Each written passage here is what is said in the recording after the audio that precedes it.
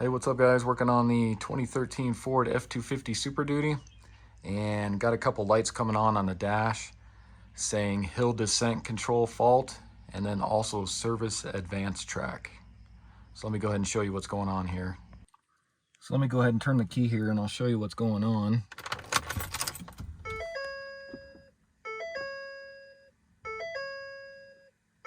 You see right there, hill descent control fault. And then also service AdvanceTrac comes on.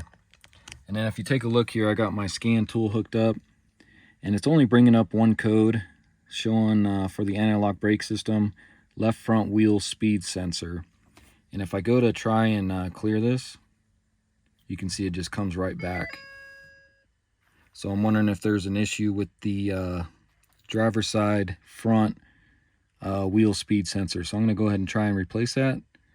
And then hopefully it gets rid of these lights as well. So in order to do this, we will need to remove the driver front wheel here. So let's go ahead and get it jacked up. So I'm just going to go ahead and place my jack right underneath the differential there.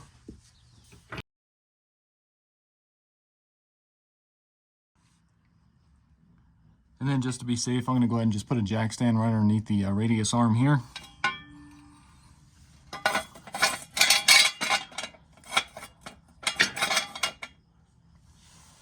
I'll go ahead and just lower it a little bit on the jack stand, but I'll still leave my jack underneath here as well.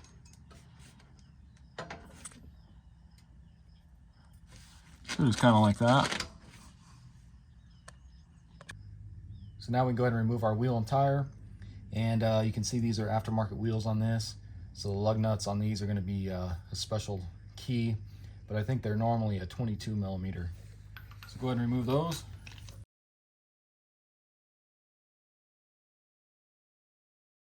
Okay, so with the wheel and tire out of the way, if you take a look here, you got this line and it goes back behind the brake rotor there, down into the hub. That's where the wheel speed sensor is going to be. So we will need to remove the rotor and everything. But if you take a look here, you can see it goes back behind the shock there, along the frame rail here, and then plugs in right there. So we're going to be replacing this whole piece here, and then of course going down into the hub there. So next we'll need to remove the caliper.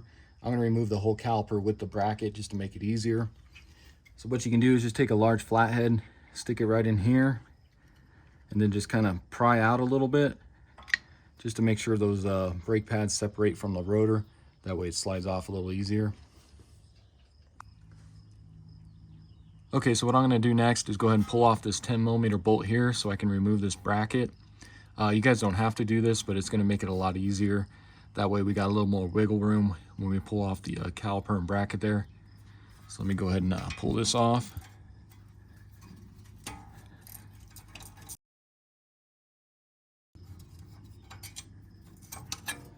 So just kind of like that. So I went ahead and just grabbed a bucket. I'm going to set this caliper and bracket on it after I get it off. That way we're not letting it hang from the brake line or anything. Okay, so to get the caliper and bracket off here, you just got 2 bolts on the bracket. Those are going to be 21 millimeter. So let's go ahead and remove those.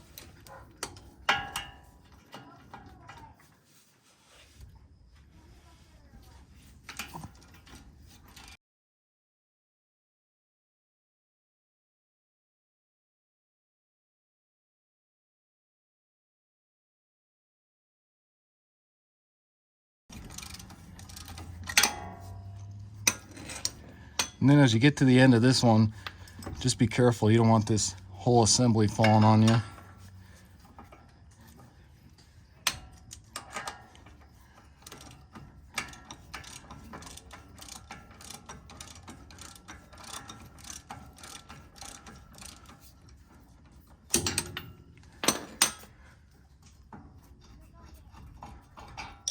So there's that one. And let me reposition my camera here. So then what you can do is just go ahead and slide this off, and we'll go ahead and stick it on top of the bucket over there.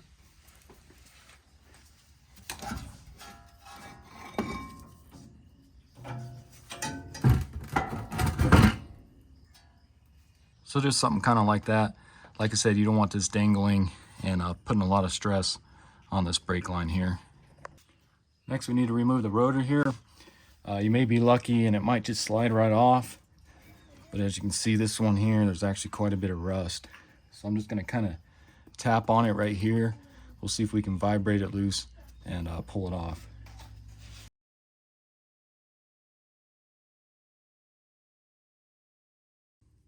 So you see that still doesn't want to come off, so I'm gonna go ahead and grab some WD-40. We'll spray in here, see if we can loosen it up some.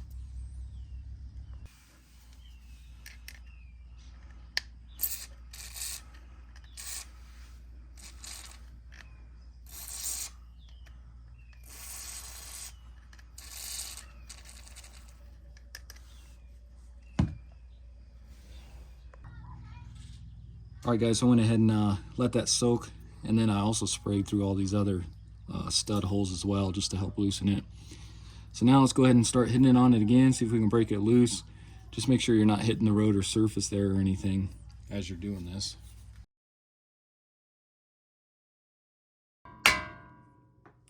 This does not want to come off. So let me go ahead and spray and let it soak some more. Okay, so let's go ahead and try it again here. I'm going to try hitting on the edge here.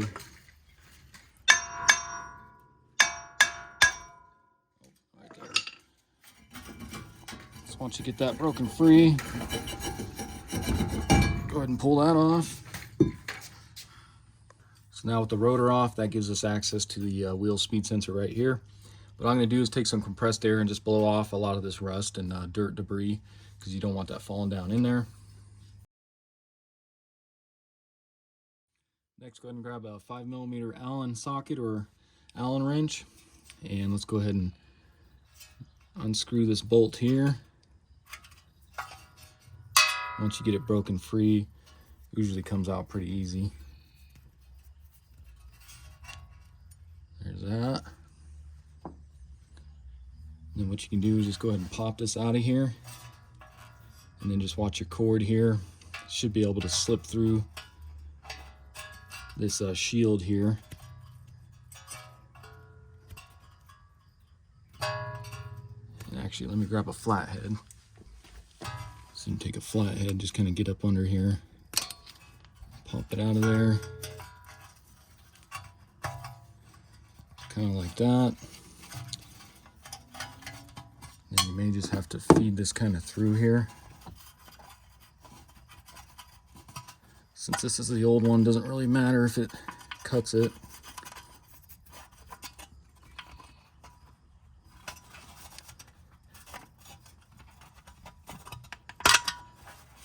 Just kind of like that. Get it through the shield here.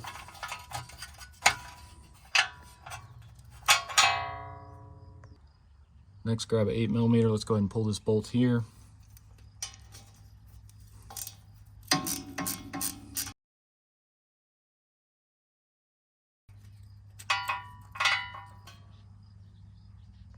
So then just go ahead and follow this along here. You can see some of this is zip tied. I think whoever put this lift on, but I got a couple more. Looks like 8mm there, and then a clip there I need to pop off. So you can just take like a trim tool, try to get up under that one there,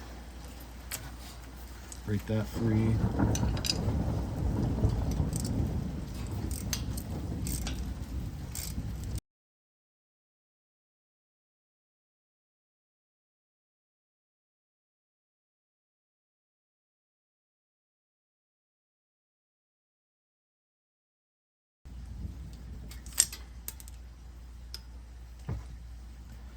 Go ahead and cut these zip ties here.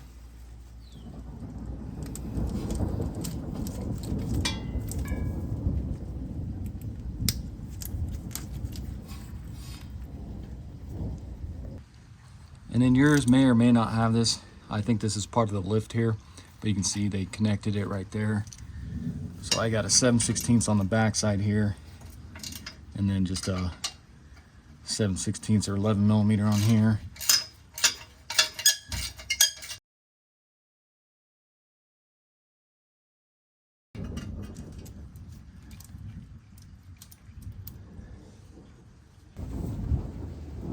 So lastly, we'll go ahead and unplug it.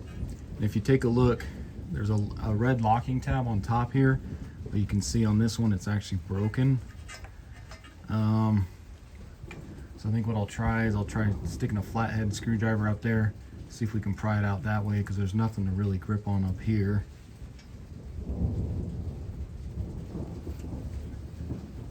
Just take you a flathead. You can see the red tab there. Just try and push up just on that red tab. So kind of like that. You can see this actually lifted up a little bit there. Now you should be able to squeeze right here with your thumb. So push down on that, and then it unplugs just like that. And then you can just go ahead and fish it out through here.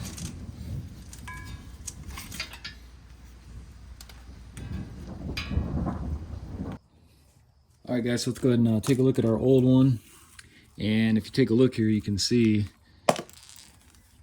this is why it's throwing a code.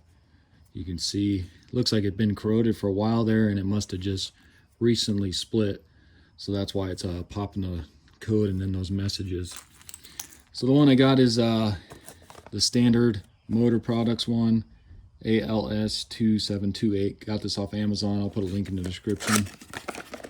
And you want to make sure you buy the right ones, because these are specific to each side and either front or rear.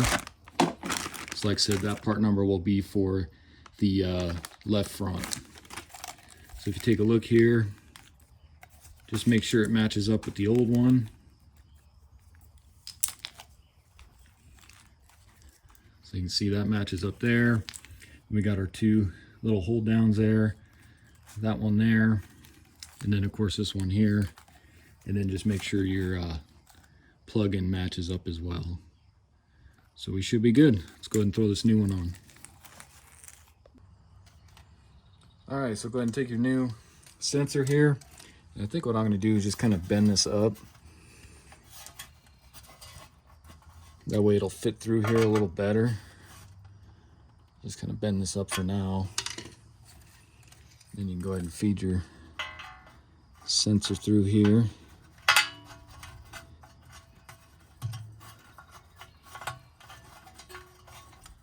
Just try not to pinch any of your wires.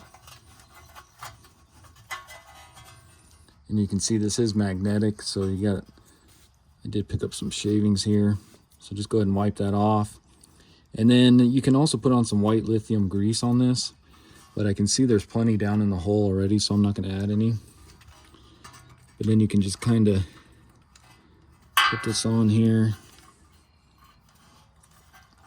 Go ahead and tuck your cord here. Just try not to break it there. Tuck that under there. Go ahead and stick this down in there. Then go ahead and grab your bolt. And you can see there was some blue Loctite on there, so if you got any blue Loctite, you can go ahead and put a little bit on that. Screw that in. And then I'm just going to kind of bend this down to where it was. Just kind of like that. Then take your 5mm Allen key and go ahead and get that snug. You don't have to get it too tight. Then just like removal, go ahead and follow it along. Get all your bolts into your hold downs here.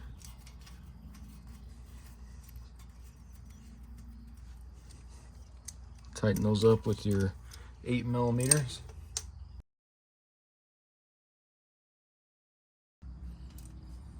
And you go ahead and feed that through.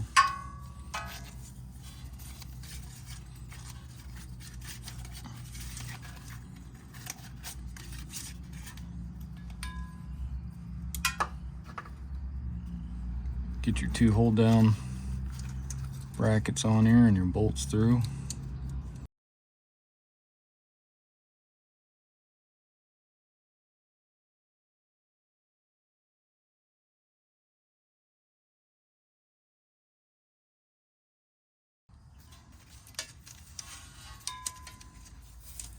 Go ahead and pop that in there.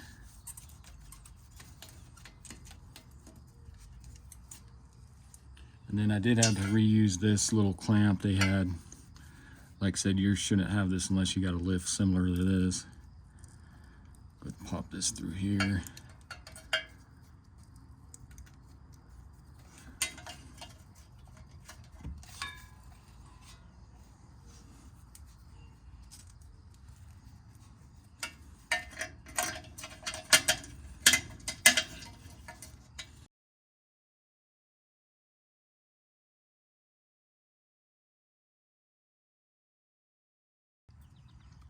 And then I'm just going to put a few zip ties on these like there was before.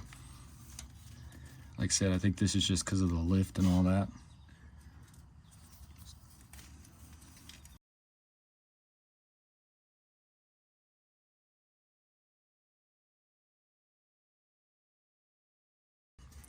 And then I couldn't remember if this was over or under this, but I think I'm going to go over, so you can just disconnect this right here. It's just a vacuum line for your hubs. So bring this over.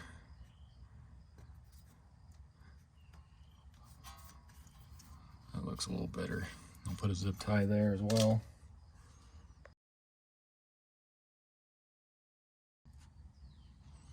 And then we can go ahead and just plug it back in here.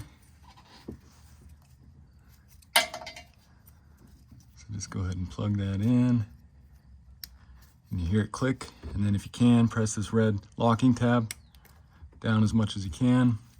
And if you take a look, the old one didn't have this. It must have broke off, but it goes right here on the frame. Just like that. Next, you can go and grab your rotor. And I did take my wire brush, just kind of cleaned up all along here, and I actually put on some anti-seize too, just to maybe help with all that rust that was on there for next time. So go ahead and get your rotor on.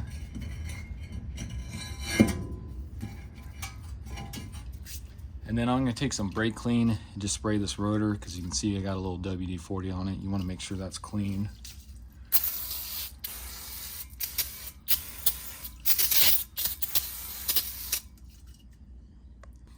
And then I'm just going to take one of my lug nuts here, screw this on, just to kind of hold this rotor in place to keep it from kind of sliding off here.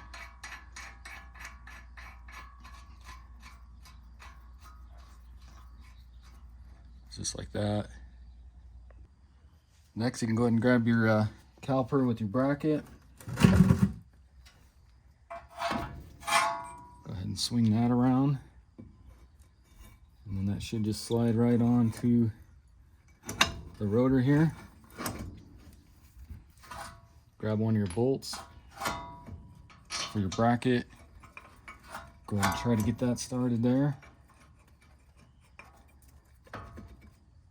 Just to kind of hold that in place. And then you can go ahead and get your other bolt in here. And go ahead and get those tight. And then we'll go ahead and torque them as well.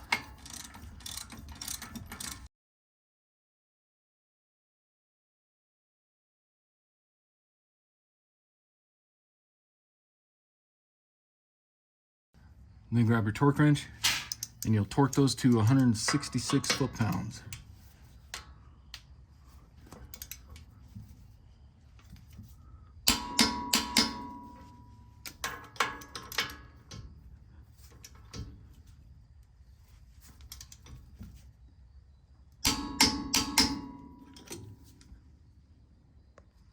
Then you can go ahead and put your little bracket back on here, along with your 10mm bolt.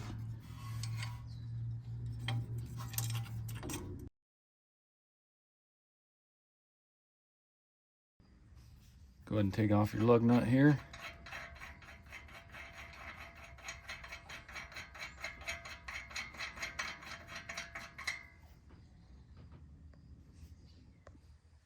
And then go ahead and grab your wheel tire, get that back on.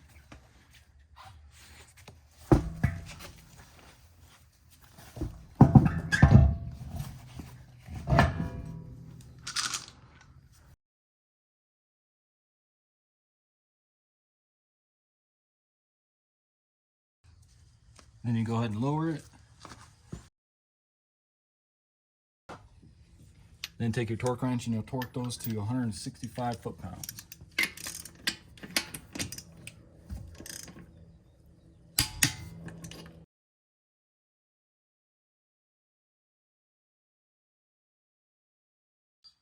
All right guys, so same thing. I'm just gonna turn the key like I did before. Let's see if it brings up those messages. And as you can see right there, so it did not bring up the hill descent fault code or the service AdvanceTrac. If you take a look here, I still got my scan tool hooked up. You can see it's still showing that. So let me go ahead and try clearing this now. And you can see right there. So no more ABS code for that wheel speed sensor. So it looks like that seemed to take care of the issue. Let's just go ahead and start it just to make sure.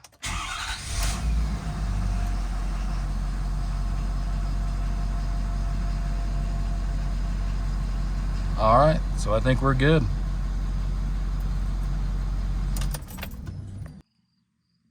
All right guys, so that's gonna be it for the video. Again, this was a 2013 Ford F250 Super Duty Lariat.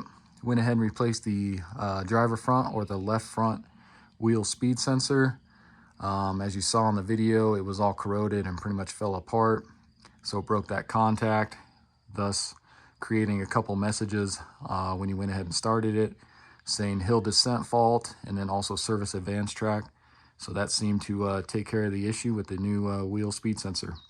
So hopefully this video helps you out. If it does, why don't you subscribe to the channel, check out some of my other videos, and I'll see you in the next one. Thanks for watching.